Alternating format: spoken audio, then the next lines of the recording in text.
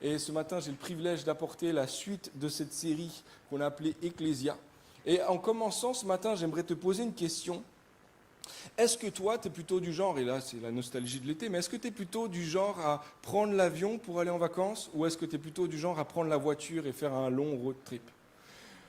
À nous, on est de ces gens-là qui, en tant que couple, voilà, on a été très longtemps à prendre l'avion, aller en vacances, et puis on pensait que, et puis d'un coup, parce qu'on s'imaginait qu'un road trip c'était long, c'était difficile, etc. Et puis on a commencé depuis 3 ans maintenant avec Christina, les enfants, à faire un road trip chaque année. On va pas très loin, on est allé en Allemagne, on est allé en France, on est allé cette année un petit peu plus loin en Hollande, etc.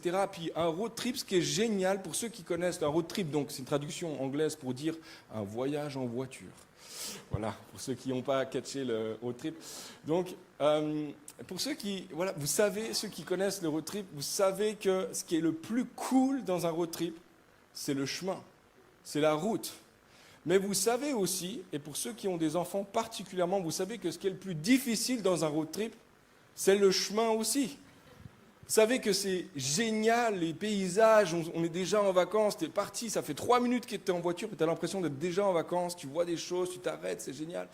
Mais lorsque tu te retrouves à toutes les 2 minutes, 3 minutes, mais c'est quand qu'on arrive, c'est quand qu'on arrive, vous savez que le chemin devient difficile. Alors cette année, ça fait 3 ans comme je vous disais, cette année on a bien planifié non seulement la destination de notre voyage, mais surtout les étapes pour y arriver.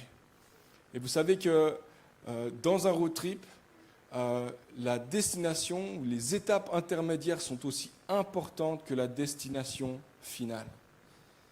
Comment est-ce que tu décrirais la vie chrétienne? Certains pensent à la vie chrétienne, quand tu penses à la vie chrétienne, tu envisages la vie chrétienne comme une vie régulée par toutes sortes de règles et de choses à faire. Peut-être que tu vois la vie chrétienne comme un amalgame de croyances et de pensées, de choses que je dois croire. Et ça, c'est la vie chrétienne. Peut-être pour d'autres, la vie chrétienne, en fait, tu l'envisages comme une longue conversation, une relation avec le Créateur. C'est beau. C'est beau. Et toutes ces choses ne sont pas nécessairement mauvaises en soi, mais moi, je crois que la vie chrétienne, en fait, la meilleure métaphore pour parler de la vie chrétienne, c'est un voyage. Un voyage avec Jésus, une invitation à suivre Jésus sur un chemin de transformation en profondeur. Jésus a dit ceci lorsqu'il a rencontré Pierre en Matthieu 4. Pierre et André, il leur a dit ceci: « Suivez-moi et je vous ferai devenir pêcheurs d'hommes. » Et il est dit aussitôt, ils laissèrent leur filet, c'était les pêcheurs, ils laissèrent leur filet et ils le suivirent. Tu vois, pour Pierre, André et les disciples qui ont suivi, suivre Jésus, ou en tout cas être chrétien, c'était synonyme de commencer un voyage. Suivre Jésus sur le chemin. Pour eux, devenir chrétien, devenir disciple, c'était accepter l'invitation à voyager en gardant les yeux sur la destination. Pourquoi? Parce que Jésus n'aura pas dit simplement « Venez, on va faire un voyage ». Et puis, parce que des fois, on s'imagine que Jésus, c'était un hippie qui partait un petit peu ici et là, et puis qui se baladait, puis venez avec moi, on va aller par là, on va manger. Non, Jésus savait exactement où il allait. Il avait une destination, il leur a dit « Suivez-moi et je vous ferai devenir pêcheurs d'hommes ». Ça, c'est la destination finale. Le chemin, ça se passe avec moi. Et il y a des étapes intermédiaires. Donc suivre Jésus, c'était vraiment la métaphore que les disciples ont tout de suite compris qu'il s'agissait d'un voyage. Et pour toi et moi, en 2024, la vie chrétienne est aussi une invitation à un voyage, à un chemin avec Jésus. Le chemin de Jésus dans le but d'être transformé dans le plus profond de notre être, jusque dans nos attitudes, dans nos comportements, dans qui nous sommes, mais aussi dans ce que nous faisons, à la ressemblance de Jésus. Jésus nous invite à un voyage, un processus par lequel nous devenons peu à peu semblables à lui. La destination est aussi importante que le chemin. Mais comme dans les road trips, dans la vie chrétienne, le parcours, les étapes du voyage sont aussi importants que la destination finale. Le problème, c'est que beaucoup de chrétiens vivent absolument pas la vie chrétienne comme un voyage. Il y a beaucoup de chrétiens qui vivent en fait une vie chrétienne extrêmement statique et qui n'avancent pas, et qui ne changent pas, et qui ne bougent pas, et il n'y a pas de processus. Parce qu'en fait, si c'est seulement de croire à 4, 5, 10 lignes de confession de foi, en fait, la vie chrétienne se résume à une sorte de salle d'attente où j'attends que Jésus revienne. Mais Jésus, en fait, nous invite, chacun d'entre nous, à un voyage. Sénèque a dit ceci, « Il n'y a pas de vent favorable pour celui qui ne sait pas dans quel port il va. » Si tu ne sais pas où tu es appelé à aller, tous les vents sont bons. Tu vas vagabonder au gré des vents, jusqu'à peut-être atterrir à un port qui ne correspond peut-être même pas à ce que Jésus avait prévu pour toi à l'origine. Sans destination claire, la vie chrétienne devient soit statique, soit chaotique. Depuis 2 semaines, on est dans une série de messages qu'on a appelée Ecclésia, et on parle des différentes métaphores et images que les auteurs du Nouveau Testament utilisent pour parler de qu'est-ce que c'est l'Église. Parce que dans la Bible, on n'a pas de définition, l'Église, c'est ça.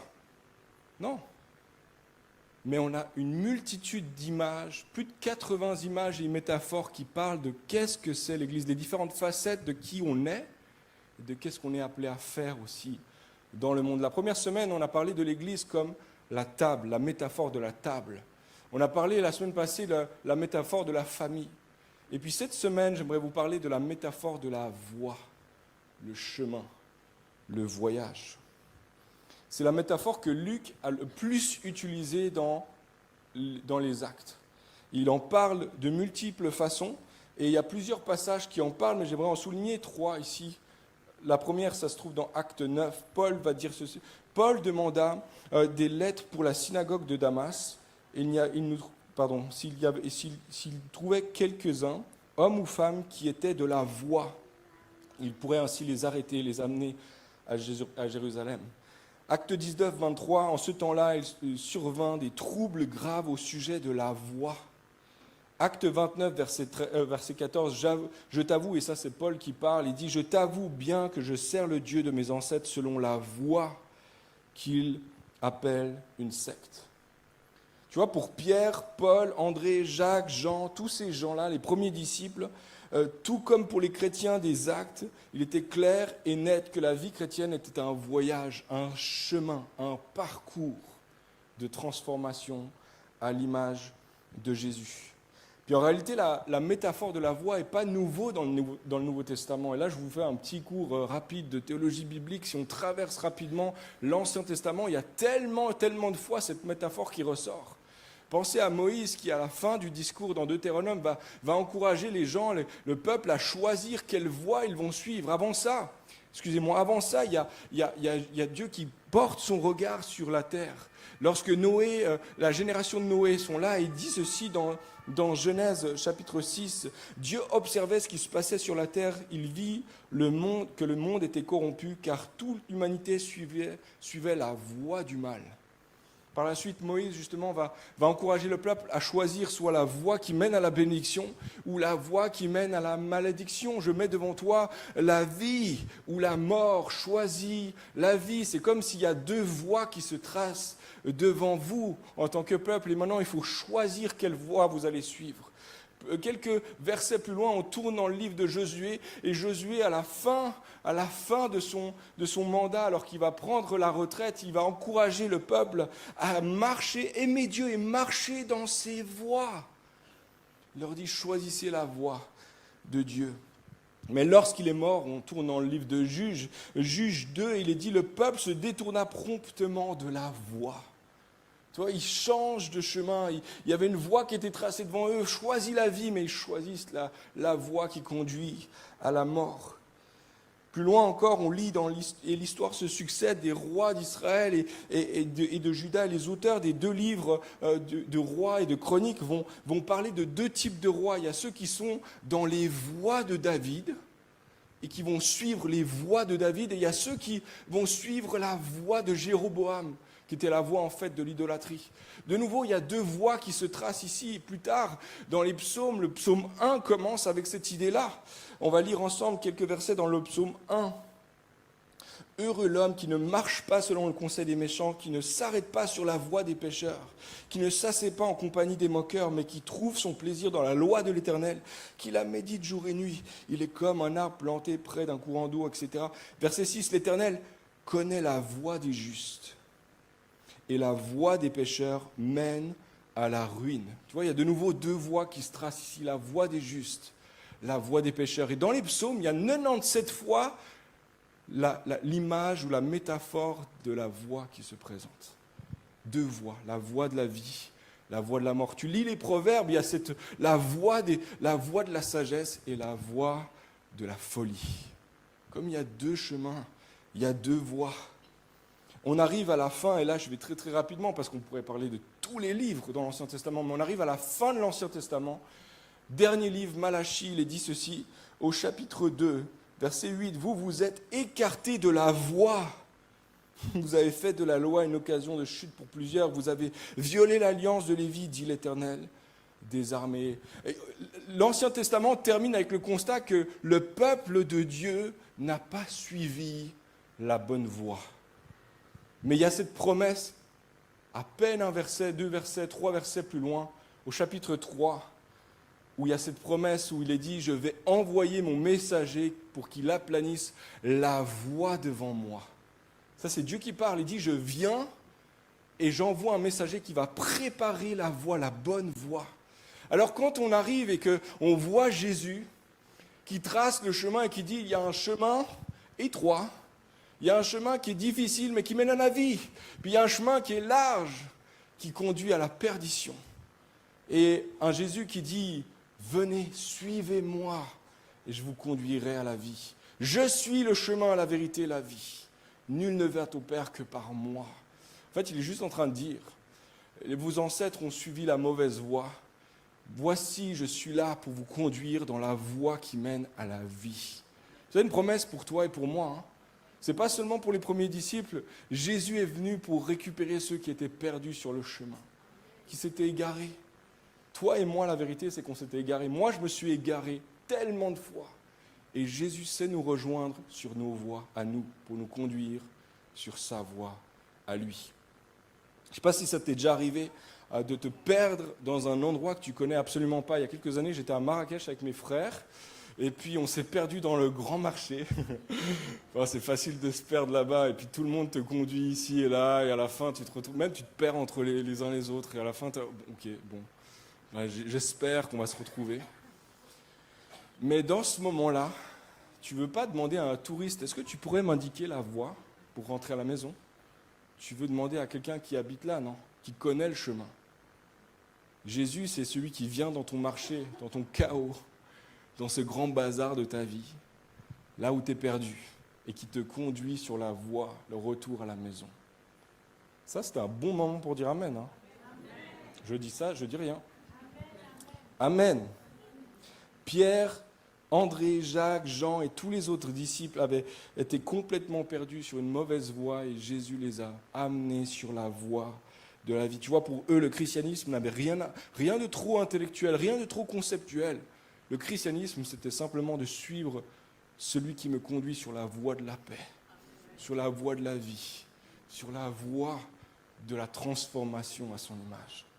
Pour eux, le christianisme, c'était choisir la trajectoire, de changer de trajectoire de leur vie, changer de façon de vivre et commencer à marcher littéralement dans les traces de Jésus, de le suivre sur son voyage, son chemin à lui. J'aimerais dire ce matin que tu sois chrétien depuis 25 ans ou que tu commences et tu te poses des questions à propos de Jésus encore ce matin, le christianisme, c'est toujours ça. Une invitation à suivre Jésus dans un voyage de transformation à son image pour le bien des autres. John Mark Comer a dit ceci, le chemin de Jésus auquel il nous invite est en fait un style de vie que nous pouvons adopter. Suivre Jésus n'est pas juste croire un ensemble d'idées, de croyances, ce n'est pas non plus une liste de choses à faire et ne pas faire. C'est beaucoup plus que cela. Pour avoir la vie que Jésus promet, cette vie abondante, il nous faut adopter le style de vie de Jésus. C'est bien plus fort en anglais, the way of life of Jesus. Le chemin, la façon de marcher de Jésus. Suivre Jésus sur son chemin. Suivre Jésus sur la voie. C'est apprendre en fait à marcher dans ses traces. C'est être conduit par lui, c'est aller avec lui, c'est être avec lui, c'est faire avec lui, c'est s'attendre à lui, c'est de vivre avec lui au quotidien. c'est d'être changé peu à peu parce que tu commences à l'imiter dans ce qu'il fait. Tu vois, pour les disciples, c'était littéralement faire exactement les gestes de Jésus. Parler comme lui, penser comme lui, prier comme lui, réfléchir comme lui. Et ça, c'est l'appel pour chacun des disciples, encore aujourd'hui en 2024. Tu es appelé à être transformé à son image. C'est Robert Mulholland qui a dit ceci, il le dit très bien. La vie chrétienne est un voyage, un processus par lequel nous sommes transformés à l'image du Christ pour le bien des autres. Tu vois, c'est comme un voyage avec une destination finale claire en tête. Jésus sait exactement où il te conduit. Il veut faire de toi un pêcheur d'hommes. Il veut faire de toi quelqu'un qui a une influence là où tu te trouves. Il y a des gens qui se méprisent en ce moment et tu dis, ouais, ça c'est bon pour les autres. C'est exactement l'appel que Jésus a pour toi. Ce n'est pas juste pour Pierre. Ce n'est pas juste pour ceux qui se tiennent debout avec un micro devant, c'est pour tous les disciples de Jésus. Amen. Ça, c'est le bon moment de dire Amen. Désolé, mais je vais de nouveau devoir driller. Ok. Pour les chrétiens, les suiveurs de la voie, c'était tout à fait logique. C'est ce que je viens de parler là. Et je crois que cette métaphore de l'Église nous pose au moins 2 questions à nous ce matin. La première question, c'est quelle est la voie que toi tu suis ? Quelle est la voie que tu suis ? Puisqu'il y a 2 voies. Puisqu'il y a la voie qui mène à la vie, puis la voie qui mène à la mort. Puis en fait, il y a une multitude de ramifications qui font que la voie qui mène à la mort, en fait, est large. C'est facile d'aller sur une de ces voies-là. La culture propose tellement de chemins alternatifs que la voie du Christ. Avec toutes sortes de promesses, toutes sortes de choses qui te disent, si tu fais ça, tu vas trouver le bonheur. Si tu achètes ça, waouh, tu vas voir, la paix va venir. Si tu fais ça, tu seras une bonne personne, du coup tu vas aller au ciel. La culture propose tellement de voies alternatives. Quelle est la voie sur laquelle toi tu marches ? Sur quelle voie est-ce que toi t'es engagé ? La question, ce n'est pas tellement est-ce que tu suis une voie ? C'est plutôt quelle voie est-ce que tu suis ? Parce que tout le monde suit quelqu'un. Tout le monde marche sur le chemin et est transformé à l'image de celui qu'il suit. Celui que tu suis va te transformer à son image. Qui est-ce que tu suis ? En qui est-ce que tu es en train d'être transformé ? C'est une question qui est importante. Le christianisme, ce n'est pas la seule voie. Malheureusement, la culture propose des centaines de voies alternatives et tout le monde suit une voie. Dallas Willard le dit bien de cette façon. Vous êtes disciple de quelqu'un. C'est de quelqu'un d'autre que vous avez appris à vivre. Il n'y a pas d'exception à cette règle, car les êtres humains ont à apprendre et à continuer d'apprendre des autres pour vivre. Nous sommes tous disciple de quelqu'un, enseigné par quelqu'un pour des bonnes choses comme pour les mauvaises. Qui est-ce que tu suis ? John Mark Comer a dit ceci encore, voici la réalité à laquelle nous devons nous tourner et faire face. Si nous ne sommes pas intentionnellement formés par Jésus lui-même, alors il est fort probable que nous soyons involontairement formés par quelqu'un ou quelque chose d'autre. Qui est-ce que tu suis ? Est-ce que tu suis intentionnellement Jésus ? La deuxième question, cette métaphore pose une deuxième question, elle pose la question suivante. Est-ce que ton christianisme est un christianisme statique ou est-ce que ton christianisme te fait bouger, avancer, changer ? C'est une question importante. Tu vois, est-ce que tu es engagé dans un voyage, un processus de transformation à l'image de Jésus ? Est-ce que tu es en train de changer d'année en année ? Est-ce que tu vois que ton caractère est transformé à l'image de Jésus ? Au contraire, tu vois une stagnation et ça n'avance pas. Tu demeures le même d'année en année, tu restes face aux mêmes défis, face aux mêmes péchés, tu ne changes pas à l'intérieur de toi. Question importante, est-ce que ton christianisme est statique ou est-ce que tu es en mouvement ? Est-ce que tu avances ? Est-ce qu'on est d'accord que les enfants sont censés grandir ? Tout le monde est d'accord avec cette affirmation ? Est-ce qu'il y a quelqu'un qui n'est pas d'accord ?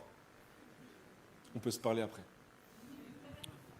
Moi, j'ai 3 enfants et je peux vous dire que les enfants sont censés grandir. Et c'est plutôt un soulagement qu'ils grandissent aussi.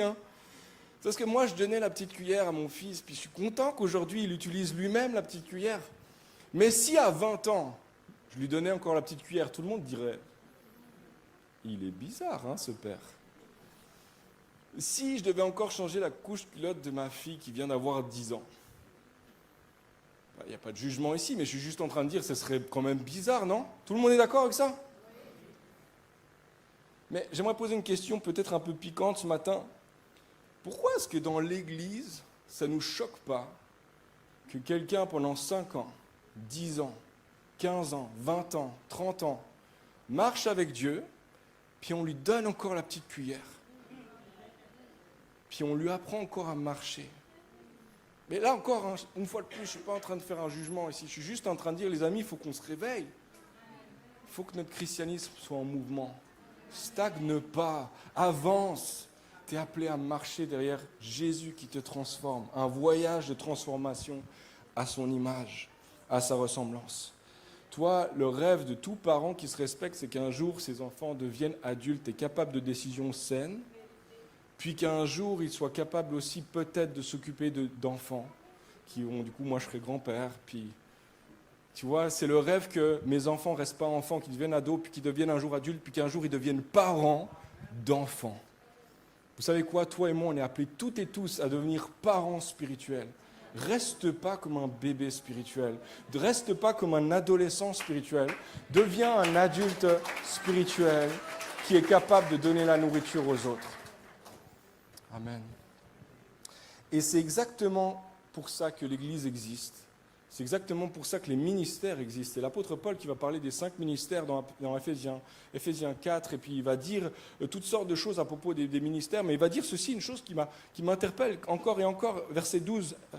Il a fait don de ces hommes, il parle des ministères, pour que les membres du peuple saint soient rendus aptes à accomplir leur ministère, leur service, en vue de la construction du corps de Christ. Ainsi, nous parviendrons tous à l'unité dans la foi et dans la connaissance du Fils de Dieu, à l'état d'adulte, à un stade de maturité où se manifeste la plénitude qui nous vient de Christ. De cette manière, nous ne serons plus des petits enfants ballottés comme par des barques, par des vagues et emportés ça et là par le vent de toutes sortes d'enseignements, à la merci d'hommes habiles et entraîner les autres dans l'erreur. Au contraire, en exprimant la vérité dans l'amour, nous grandirons à tous égards vers celui qui est la tête, Christ. Ah waouh, ça c'est l'Église, ça c'est une belle vision de l'Église, une Église qui grandit, qui croit, qui grandit en stature à la ressemblance de Jésus. Les amis, la voix c'est une merveilleuse métaphore pour nous aussi en tant qu'Église dit, pour le corps de Christ de manière générale, mais pour nous en tant qu'Église locale aussi, c'est une merveilleuse métaphore. Un lieu, et c'est ce qu'on veut être, c'est ce qu'on rêve d'être, on veut être un lieu, une communauté où chaque personne chemine et grandit spirituellement. Dans notre communauté, on rêve de vivre l'Église comme un parcours, un voyage de croissance spirituelle. Une Église où ceux qui sont loin de Dieu sont invités à suivre Dieu, à suivre Jésus. À ceux qui ont commencé à suivre Jésus sont invités à connaître Jésus et devenir adolescents spirituels. Et puis que ceux qui connaissent Jésus mettent maintenant leurs dons et leurs capacités pour édifier les autres, qui deviennent adultes spirituellement. Et puis on rêve, on prie que ceux qui sont adultes spirituels deviennent parents spirituels, que non seulement ils contribuent par leurs dons, par leur service dans la communauté, mais qu'ils commencent à investir dans une personne, 2 personnes, et commencent à faire ce qu'on appelle du discipulat. Toi et moi, c'est notre appel, ce n'est pas juste l'histoire d'une ou 2 personnes, c'est nous tous. C'est nous tous. Dans notre communauté, notre phrase de vision, de mission résume, je crois, bien cette idée-là. Notre Église existe pour participer et favoriser la croissance et la multiplication des disciples de Jésus à Genève. Rien de plus, rien de moins. Hein. Ça semble, c'est pas très créatif, on dirait, mais en fait, c'est immense ce projet-là. C'est grand. Il y a 1 million de personnes qui habitent dans le Grand Genève et toi et moi, on a un travail à faire. Toi et moi, on est appelés à jouer un rôle dans cette histoire-là. En d'autres mots, les amis, notre Église existe pour que tu marches sur un chemin de croissance, que tu grandisses à la ressemblance de Jésus et que toi aussi tu participes à la croissance et à la multiplication d'autres disciples à Genève et partout dans le monde dans lequel le Seigneur va t'amener et t'envoyer. Maintenant, entre le moment où Jésus va dire à Pierre « Suis-moi » et le moment où il lui dit « Fais des disciples », il y a 3 ans qui se passent. Puis nous, parfois, on est champions pour baptiser les gens un dimanche. Puis le dimanche d'après, Matthieu 28, fais des disciples. Ouais, mais attends, est-ce que moi j'ai le droit d'être formé comme un disciple entre deux? Tu vois, Pierre a eu un temps de croissance de 3 ans avant d'être envoyé faire des disciples. Tu sais quoi, tu as le temps de grandir avec Christ. Qu'on n'est pas pressé que demain tu sois un parent spirituel. Par contre, on est pressé que tu fasses le prochain pas. Que tu avances un petit peu plus. Que tu grandisses. Puis si ça prend 10 ans, c'est très bien pour nous. Ça va bien, tant que tu avances, tant que ton christianisme est en mouvement. Tu vois, des fois dans l'église, on va aller trop vite, on baptise les gens et on les amène rapidement à répondre à l'appel. J'aimerais vous montrer un schéma qui résume un petit peu ce que Jésus, je crois, a fait avec Pierre. On peut montrer la prochaine slide. Tu vois, il y a l'appel, en Matthieu 4, 17, il y a l'appel à la repentance. Et ça, c'est pour tous les Galiléens. Jésus passait de ville en ville et il appelait tout le monde à la repentance. Matthieu 4, 17. On pense, et les spécialistes disent qu'il y a une année entre Matthieu 4, 17 et Matthieu 4, 18 qui se passe. En un verset, une année qui se passe. Prochaine slide. Il y a un appel à la repentance, mais il y a un appel à le suivre. Et ça, c'est une année plus tard. Il y a cet appel-là, suis-moi, suivez-moi, je ferai de vous des pécheurs d'hommes. Et il y a un appel à le suivre. Troisième, il y a un appel à la communauté. On est dans Matthieu 9, Matthieu 10, et Jésus voit qu'il y a des foules qui sont sans berger. Il en choisit 12 pour les avoir avec lui. Il forme la communauté. Et puis, il y a un appel en Matthieu 28, l'appel à la mission. Cet appel à aller et faire des disciples. Il y a 3 ans, il y a tout un parcours qui s'est passé entre « suis-moi » et « vas-y maintenant, fais des disciples ». Tu vois, on peut mettre la prochaine slide, il les a amenés d'être des Galiléens à devenir apprentis du Christ, c'est simplement la traduction de disciples de Jésus, apprentis du Christ, bâtisseurs de communauté et ensuite ambassadeurs dans la cité de la culture. Et toute notre vision est basée sur ce schéma-là dans Matthieu. Notre vision, elle se résume ainsi, nous rêvons d'établir un chemin clair et une culture forte qui nous permettent de conduire les habitants et les travailleurs de Genève à devenir, premièrement, apprentis de Christ, deuxièmement, bâtisseurs de communauté, troisièmement, ambassadeurs dans la cité de la culture. Tu vois, c'était l'appel de Pierre, c'était le cheminement de Pierre, puis c'est le cheminement qu'on veut créer aussi ici dans l'Église. Un cheminement où toi et moi, on peut grandir et devenir tout ce que Jésus veut que nous soyons. Il y a quelques semaines, j'ai pu marcher avec des frères, un frère de l'église et puis un frère d'une autre communauté. On est allé se balader dans la montagne, on est allé à la Dôle. Moi, je n'étais jamais allé jusqu'à la Dôle, je la vois depuis là, je vois un petit point, c'est joli, hein, et tu te dis, ah, mais ça devrait être sympa la marche pour aller jusqu'à là-bas. Et moi, qui ne fais pas beaucoup de marche, si vous me connaissez, j'en fais pas beaucoup. Et en fait, j'ai souffert pour arriver jusqu'à là-haut. Mais heureusement, je n'étais pas tout seul. Tu sais quoi, à un moment donné, on était perdus. On ne savait pas par quel chemin passer. Moi, de toute façon, depuis le début, j'étais perdu. Eux, ils m'ont dit, on va là-bas. Je dis, bon, je vous suis. Hein. Et il y en avait un qui avait une carte et le deuxième avait déjà fait le chemin. Et je trouve que la métaphore est bonne. Il nous faut parfois une carte dans la vie spirituelle pour atteindre le lieu que Jésus veut nous amener. Puis il nous faut non seulement une carte, mais il nous faut une personne qui nous guide et qui nous accompagne sur le chemin, qui nous amène à devenir ce que nous sommes appelés à être. Alors rapidement, je vous montre de nouveau la carte. Ce matin, les jeunes voix, on veut les amener à devenir apprentis du Christ, bâtisseurs de communauté, ambassadeurs dans la cité de la culture. Alors voici les étapes qu'on a proposées, nous, venir et voir. On a cette étape-là où on a des événements particuliers dans l'église. C'est le bon moment d'inviter les amis. Les amis, c'est les cultes de baptême, c'est les cultes génération, c'est les cultes de Noël, cultes de Pâques. C'est des moments, en fait, c'est invite quelqu'un, viens et vois. C'est une étape clé pour les jeunes voix pour découvrir et faire tomber certains murs entre l'église et la ville. Deuxième étape, nouveau ici. Il y a des gens qui vont rester anonymes pendant longtemps et ce n'est pas un problème pour nous, mais au moment où ils veulent sortir de l'anonymat, on veut être là pour eux, on va les rencontrer. Et les gens remplissent un formulaire. Si tu as reçu un sac, bienvenue ce matin, dans ce sac, tu peux simplement scanner un QR et dire « je suis là pour la première fois ».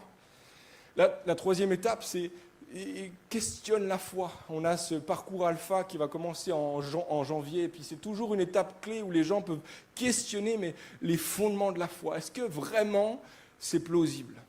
La quatrième étape, c'est celle du baptême, choisir Jésus, et à ce moment-là, on reconnaît un signe qu'ils sont devenus apprentis du Christ. Pour nous, c'est le moment. Le baptême, c'est le signe que tu es devenu un apprenti du Christ. Si tu n'es pas encore baptisé, je te l'ai dit ce matin, c'est le bon moment de le faire. Cinquième étape, c'est s'intégrer à l'église. On croit qu'il y a des gens qui vont se faire baptiser, mais qui ne seront pas intégrés dans la communauté. Mais on aimerait tellement que tu puisses trouver ta place parmi nous. Et ça, c'est les cafés connexion. On en a un en fin septembre pour ceux qui se sont joints. C'est un bon moment pour découvrir les valeurs, la culture de l'église, notre vision, qui on est, poser des questions pour faire partie de l'église. Étape suivante, grandir ensemble. Ça, c'est nos groupes. Groupe maison, groupe génération. On a plusieurs groupes, plus d'une dizaine de groupes qui se rassemblent dans la ville. Et c'est des lieux de croissance spirituelle, des lieux d'encouragement les uns pour les autres. Si tu ne fais pas partie d'un groupe, c'est ta prochaine étape. L'étape d'après, c'est rejoindre l'équipe. Commence à mettre tes dons en application pour servir Dieu et servir l'Église. Il y a toutes sortes d'espaces pour pouvoir servir dans la communauté. L'étape d'après, c'est bâtisseur de communauté. Et nous, le signe qui nous montre que quelqu'un est devenu un bâtisseur de communauté, c'est quelqu'un qui commence à former un disciple. Parce que chaque personne qui se fait baptiser devrait avoir un grand frère, une grande sœur qui commence à parler dans sa vie, encourager, prier pour, déverser quelque chose. Si tu fais ça, pour nous, ça c'est le signe que tu es arrivé à l'étape de bâtisseur de communauté. On a un cours pour ça qui s'appelle Former un disciple, qu'on va donner 2 fois par année. On devrait t'encourager, si tu es quelqu'un qui sert dans l'église, à te former pour former un disciple. L'étape d'après, c'est lutter contre la pauvreté. On a un voyage missionnaire organisé chaque année. On est parti cette année au Rwanda. Et dans ce temps-là, il y a un temps de formation où on parle de comment est-ce que toi et moi, on est appelés à lutter contre toutes les formes d'injustice et de pauvreté dans le monde. L'étape d'après, c'est cultive pour le royaume. Et ça, c'est une pensée, c'est une réflexion sur ton propre travail, ta propre vocation dans le monde, ton travail. Si tu es comptable, ton travail, pour servir Dieu dans ton travail. Et puis l'étape de devenir ambassadeur, c'est une étape où on veut reconnaître et envoyer les gens depuis ici. On n'a pas encore fait de culte d'envoi, mais on va en faire. Et on aimerait s'envoyer les uns les autres dans la mission que Dieu nous donne ici à Genève et dans les nations. Amen. Amen. Ça, c'est notre rêve, c'est notre vision. C'est là qu'on veut vous emmener. Pourquoi je vous montre cette carte-là ? Parce que tu peux te repérer là où tu te trouves, toi, sur le chemin. Non seulement ça, mais tu peux devenir un guide pour quelqu'un qui est en train de commencer le chemin et que tu peux accompagner au long du chemin. Évidemment, c'est un schéma, puis c'est un chemin que nous, on propose en tant qu'Église, et puis ce n'est pas la Bible, on n'est pas en train de parler de ces doctrines, ça ne bougera pas, etc. C'est juste notre application de ce concept-là. On aimerait vous encourager à réfléchir où est-ce que vous vous trouvez sur le chemin. Quel est votre prochain pas ? C'est quoi la prochaine étape dans votre marche avec Dieu ? Je vois que le temps avance et je vais avancer aussi. Yes. À un moment donné, Philippe, l'évangéliste, va se trouver sur le chemin. Il voit un Éthiopien et un homme reconnu, un homme d'affaires probablement, un homme d'une certaine prestance, etc., qui lit les rouleaux de la loi, mais qui ne comprend pas. Il lit dans Ésaïe, il ne comprend pas. Et à un moment donné, Philippe s'arrête, il se met à côté de son char et dit « Mais est-ce que tu comprends ce que tu lis ?» Et l'Éthiopien va lui dire « Comment est-ce que je pourrais le comprendre si personne ne me guide ?» J'aimerais te dire que tu as un rôle à jouer. Tu peux guider quelqu'un dans la prochaine étape de sa marche avec le Seigneur. Tu peux jouer un rôle de grand frère, grande sœur. Et même si tu as fait juste 1 ou 2 ou 3 étapes là, tu as déjà 1 ou 2 ou 3 étapes d'avance sur quelqu'un d'autre. Et tu peux conduire quelqu'un sur le chemin à suivre Jésus. C'est ton appel et c'est mon appel. Et ensemble, on va le faire. 2 choses pratiques que tu peux faire en réponse à ce message rapidement ce matin. La première, c'est prends le temps cette semaine de prier. Regarde à nouveau ce chemin, cette slide et dis, Seigneur, où est-ce que moi je me trouve sur le chemin ? Où est-ce que moi je me suis arrêté ? Où est-ce que moi j'ai peut-être stagné ? Où est-ce que moi je me suis peut-être mis en retrait ? Où est-ce que tu veux m'amener ? C'est quoi la prochaine étape pour ma propre marche avec toi ? Pourquoi ? Parce que tu veux entrer dans un christianisme dynamique. La deuxième chose que tu peux faire, c'est simplement prier aussi, dire, Seigneur, je suis prêt à guider quelqu'un. Je suis prêt à montrer le chemin à quelqu'un. Montre-moi qui, Seigneur, je peux encourager, en qui je peux investir, avec qui je peux prier, encourager, enseigner pour qu'il avance et qu'il grandisse.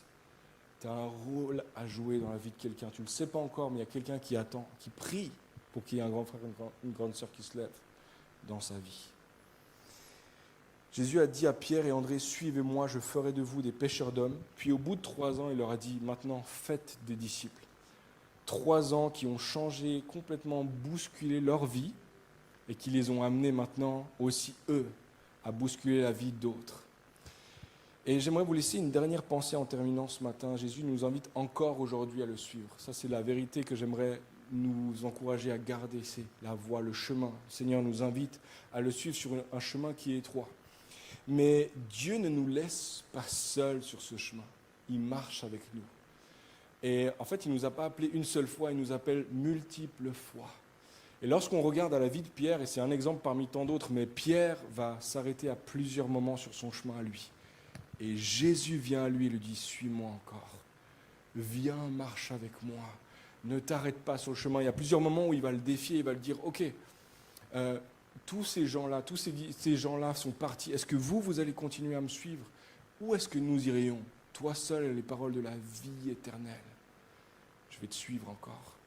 Il y a un autre moment aussi où Jésus va se tourner vers ses disciples, leur dire le coup du voyage, leur dire suivre Jésus, me suivre, ça veut dire de prendre ta croix, de marcher avec moi tous les jours avec ta croix.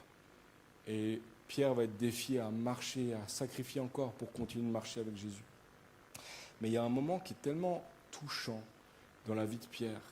Il arrive à la fin, et puis on peut peut-être jouer quelques notes maintenant, on va aller dans la prière, mais il arrive à la fin de son voyage là de 3 ans de marche avec le Seigneur. 3 ans qu'il a vu au jour le jour, etc. Et il a été déçu de lui-même, profondément déçu de lui-même, parce qu'en fait il a trahi Jésus à 3 reprises. Jésus vient à lui dans Jean 21. Ils mangent, il y a un poisson sur la plage, ils sont sur la plage, il y a du poisson grillé, et puis là, autour de ce repas, autour de cette table, Jésus va réhabiliter Pierre. Il lui pose 3 fois la question, Pierre, m'aimes-tu? Ouais, tu sais que je t'aime, peut-être pas de la façon dont tu me le demandes, mais je t'aime. M'aimes-tu? Oui, je t'aime. Peut-être pas aussi fortement que ce que je devrais. Est-ce que tu m'aimes, Pierre? Oui, tu sais que je t'aime. Et Jésus lui dit cette phrase-là, suis-moi. Et pour moi, ça semble tellement simple et anodin, mais les amis, après 3 ans de marche avec Jésus, Jésus vient encore à Pierre et lui dit, tu sais quoi? La grâce est encore disponible pour toi. Tu peux me suivre, tu peux venir. Tu as été déçu de toi-même, tu ne seras jamais déçu de moi. Tu peux venir et me suivre encore. Il y a encore de l'espace, il y a encore la place. Et j'avais très fort cette pensée-là sur le cœur en préparant ce message ce matin. Il y a quelqu'un qui a besoin de l'entendre. Jésus vient à toi, te dit, suis-moi encore. Tu t'es arrêté sur le chemin. Tu as été déçu dans ta marche. Peut-être à cause des hommes, peut-être à cause de ceux qui marchent à côté de toi. Mais Jésus vient à toi et te dit encore ce matin, suis-moi, viens à moi. Le chemin est ouvert. Eugène Peterson a dit ceci, Jésus montre le chemin, il est aussi lui-même le chemin. Il ne nous montre pas la voie, puis s'écarte et nous dit, et nous laisse y arriver par nous-mêmes du mieux que nous pouvons. Jésus nous indique la voie. Mais ensuite, il prend l'initiative, nous invitant à l'accompagner, nous emmenant avec lui à travers terres et mers, par tous les temps, en évitant les impasses et les détours séduisants, en surveillant le danger, en nous alertant des ennemis. Jésus est la voie par laquelle nous allons à Dieu. Ça, c'est puissant. Jésus est la voie par laquelle nous allons à Dieu, mais il est aussi la voie par laquelle Dieu vient à nous. C'est un chemin à double sens. Et Jésus a pris le chemin inverse pour venir jusqu'à toi. Et là où tu t'es arrêté, il te dit ce matin, suis-moi. Viens avec moi sur le chemin. J'aimerais simplement dire à quelqu'un ce matin, peut-être tu t'es arrêté, peut-être tu as été déçu, peut-être que tu t'es arrêté longuement même sur le chemin. Mais Jésus t'appelle encore, suis-moi à nouveau, recommence à me suivre. Même si tu as stagné longtemps, même si tu te sens indigne, l'appel demeure. Suis-moi, suis-moi. Viens sur la voie avec moi et je vais te transformer comme jamais tu as pensé de toi-même. Jamais tu pensais qu'un jour tu deviendrais ce que tu es. Et je vais te transformer en ça. J'aimerais simplement prier ce matin, vous inviter aussi à la prière. Et peut-être que l'un à l'autre doit répondre à cet appel ce matin, simplement, dans la simplicité, en disant, Seigneur, j'entends ton appel, suis-moi. Je veux te suivre à nouveau sur le chemin. Je m'étais arrêté sur le chemin, je veux recommencer à marcher. J'avais embrassé un christianisme statique, chaotique. Mais maintenant, Seigneur, je veux à nouveau marcher sur le chemin, te suivre. Merci, Seigneur, parce que tu viens à moi ce matin. Parce que le chemin, ce n'est pas seulement moi qui va à Dieu, c'est surtout Dieu qui vient à moi. Quelle grâce immense. Je ne le méritais pas, mais toi, tu es venu jusqu'à moi. Et tu as choisi de m'appeler à te suivre. Peut-être qu'il y a quelqu'un ce matin, ça résonne dans ton cœur à toi, et dans la simplicité de ce temps, de ce moment, tu peux simplement tourner tes regards vers Dieu, lever peut-être tes mains, ouvrir tes mains juste devant toi et recevoir le don de la grâce encore ce matin, l'appel pour ta propre vie.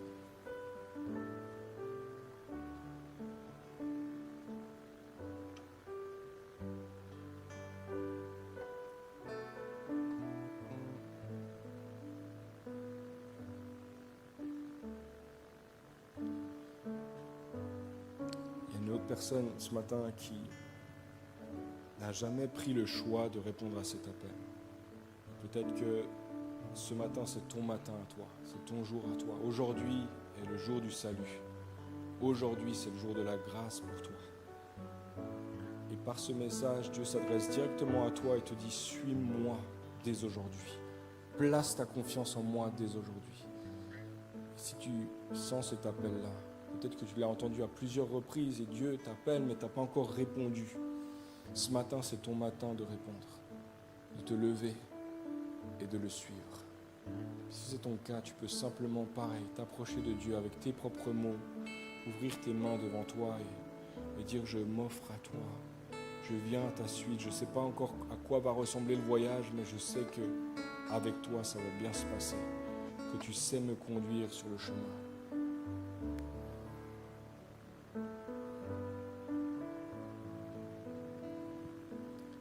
Et encore une troisième personne, je crois, une personne qui a cheminé, qui a avancé, et puis tu as le sentiment d'avoir beaucoup grandi. Oui, tu pourrais dire, franchement, je suis devenu adulte. Je crois que je suis devenu d'une certaine manière adulte. Je ne suis pas encore parfait, c'est sûr. Mais je suis adulte en Christ. Je suis stable en lui.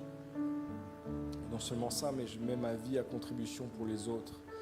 Et je crois que ce matin, il y a un appel particulier pour des adultes spirituels à devenir pères et mères spirituels.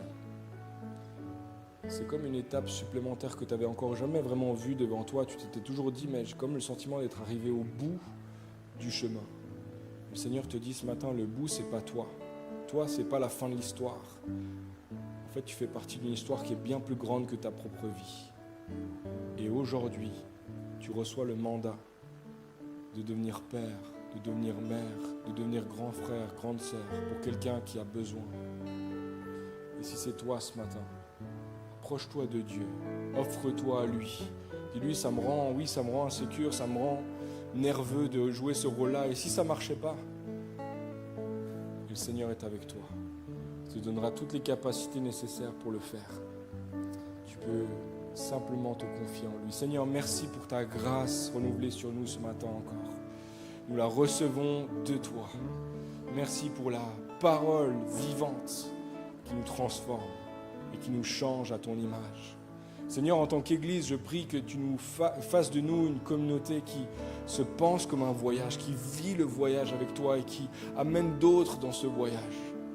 Je prie, Seigneur, que tu nous amènes plus loin avec toi. Quel est notre prochain pas en tant qu'Église? Nous voulons, Seigneur, te suivre sur la voie. Suivez-moi et je ferai de vous des pêcheurs d'hommes, dit le Seigneur.